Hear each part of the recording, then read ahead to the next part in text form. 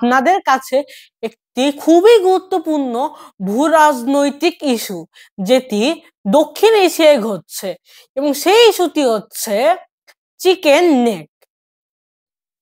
আসসালামু আলাইকুম। আজকে আমরা দক্ষিণ এশিয়ার একটি গুরুত্বপূর্ণ ভৌগোলিক ইস্যু এবং ভারতের রাজনীতিতে একটি গুরুত্বপূর্ণ ইস্যু নিয়ে কথা বলবো এবং এই বিষয়টি হচ্ছে চিকেন নেক। আসলে চিকেন নেক কি এবং এটি কোথায় অবস্থিত? আগে জেনে নেই চিকেন নেক আসলে কোথায় অবস্থিত। চিকেন নেক মূলত একটি সরু স্থান যা দক্ষিণে রয়েছে বাংলাদেশ, উত্তরে রয়েছে নেপাল, ভুটান, সিকিম এবং চীন। এটি একটি সরু পথ এবং এর আয়তন দেখেই তা সহজেই বোঝা যায়, কারণ এর দৈর্ঘ্য মাত্র 70 কিলোমিটার, প্রস্থ 22 কিলোমিটার, যা অনেক জায়গায় গিয়ে দাঁড়ায় 17 কিলোমিটার। এটিকে কেন চিকেন নেক বলা হয়? এর মূল কারণ হচ্ছে, যদি আমরা ভারতের মানচিত্রের উপর একটি মুরগিকে বসাই তখন সে মুরগির ঘাড় দিয়ে দাঁড়াবে চিকেন নেক এরিয়াতে এবং এর ফলে এটি ইংরেজিতে চিকেন নেক বলা হয়।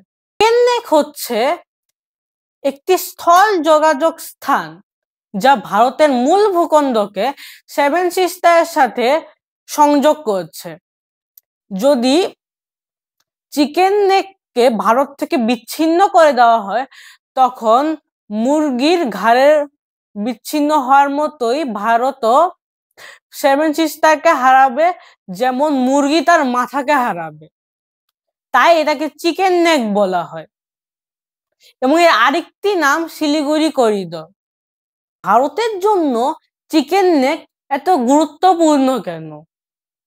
চিকেন নেক মূলত সেভেন সিস্টারকে ভারতের মূল ভূখণ্ডের সাথে যুক্ত করেছে।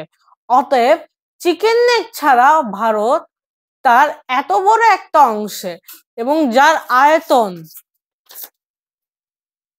প্রায় 2,62,484 বর্গ কিলোমিটার, যা ভারতের মোট আয়তনের 4 ভাগের 1 ভাগ। এত বড় একটি স্থানকে ভারত হারিয়ে ফেলবে এবং অন্যান্য দেশগুলো এই অংশটাকে দখলের চেষ্টা নিবে, নইলে ভারত এই অংশটা হারাবে। এবং এর জন্য চিকেন নেক ভারতের জন্য অতি গুরুত্বপূর্ণ একটি স্থান এবং এই ইম্পর্টেন্স বোঝা যায় কারণ চিকেন নেকে সব সময় ভারতের বিভিন্ন এজেন্টস এবং সেনাবাহিনী দ্বারা তৎপরতা থাকে। এখানে সব সময় রয়ের এজেন্ট, তারপর আসাম রাইফেলস, বিএসএফ এবং ভারতীয় সেনাবাহিনীর কঠোর পাহারা থাকে। চায়না কেন এই স্থানটি দখলে নিতে চায়? চায়নার জন্য এই স্থানটি অনেকটাই লোভনীয়, কারণ চায়না ভারতের স্বাধীনতার পর থেকে এই স্থান দখলে সবসময় ভারতের সাথে যুদ্ধ করে গেছে এবং ভারতের সাথে ইন্ডিয়া সবসময় অরুণাচল প্রদেশের অনেক অংশ নিয়ে বিভিন্ন বিতর্ক রয়েই গেছে।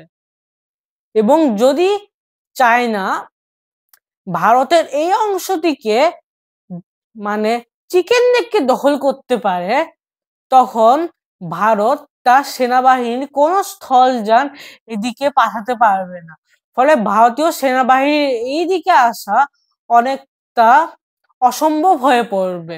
ফলে চীনের শক্তিশালী সেনাবাহিনী দ্বারা তারা সহজে এই অংশটিকে দখল করে ফেলে। সেভেন সিস্টার দখলের মাধ্যমে ভারতকে কোণঠাসা করতে এবং তার সামরিক শক্তিতে কমাতে। এবং এর ফলে আরেকটি কারণ হচ্ছে যে চীন এর মূল ভূখণ্ডের সাথে অনেকটাই আরো অনেকগুলো জমি পেতে পারে। আসি আসলে সেভেন সিস্টার এর রাজ্য সম্পর্কে। সেভেন সিস্টার এর রাজ্যগুলো হলো যথাক্রমে আসাম, মেঘালয়, অরুণাচল, ত্রিপুরা, মিজোরাম, নাগাল্যান্ড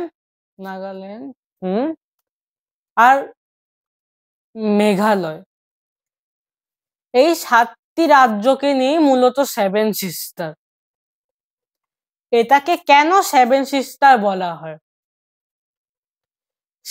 এটাকে সেভেন সিস্টার বলার মূল কারণ হচ্ছে এই 7টি রাজ্য একে অপরের উপর অনেকভাবে নির্ভরশীল। এজন্য ত্রিপুরার সাংবাদিক জ্যোতিপ্রসাদ সাইকিয়া সর্বপ্রথম এই অংশটিকে সেভেন সিস্টার বলে উল্লেখ করেন। সেভেন সিস্টারের আয়তন হচ্ছে 2,62,484 বর্গ কিলোমিটার, যা ভারতের 1/4 ভাগ।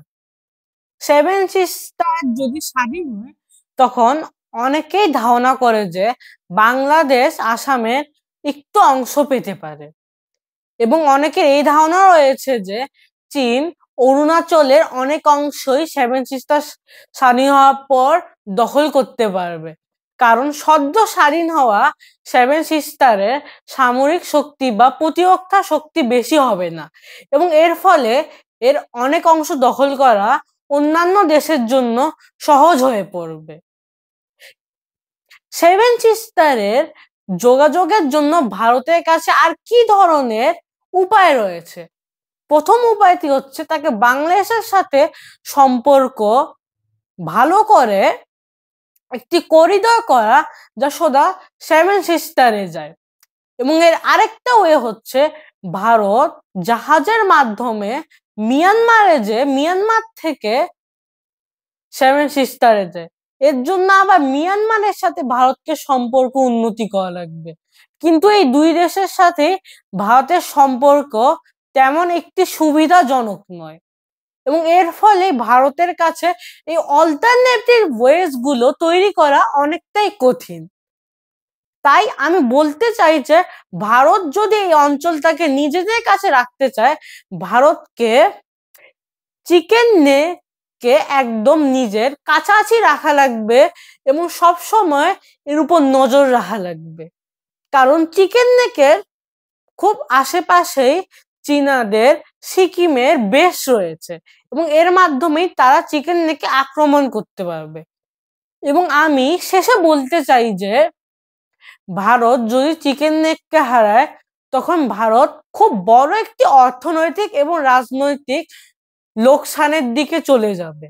ভিউয়ার্স, আমি পঞ্চম শ্রেণীতে পড়ি এবং প্রাইমারিতে পড়ার ফলে আমার কাছে ওইরকম কোনো তথ্য জোগাড় করা সম্ভব হয়নি, ফলে আমার যতটুকু আমি জানতে পেরেছি তাই নিয়ে এই ভিডিওটা আমি বানাইছি। আশা করি আপনাদের এই ভিডিওটা পছন্দ হবে, যেটুকু জ্ঞানী আমি আপনাদের দিতে পেরেছি। আর যদি পছন্দ হয়, আফকোর্স যদি এটা আপনি ফেসবুকে দেখে থাকেন তখন আমার আব্বুর অ্যাকাউন্টটি ফলো করে দিন, এবং যদি আপনি এটা ইউটিউবে দেখে থাকেন তখন আমাদের চ্যানেলটি সাবস্ক্রাইব করে দিন। আজকে এই পর্যন্তই। Tata, bye bye.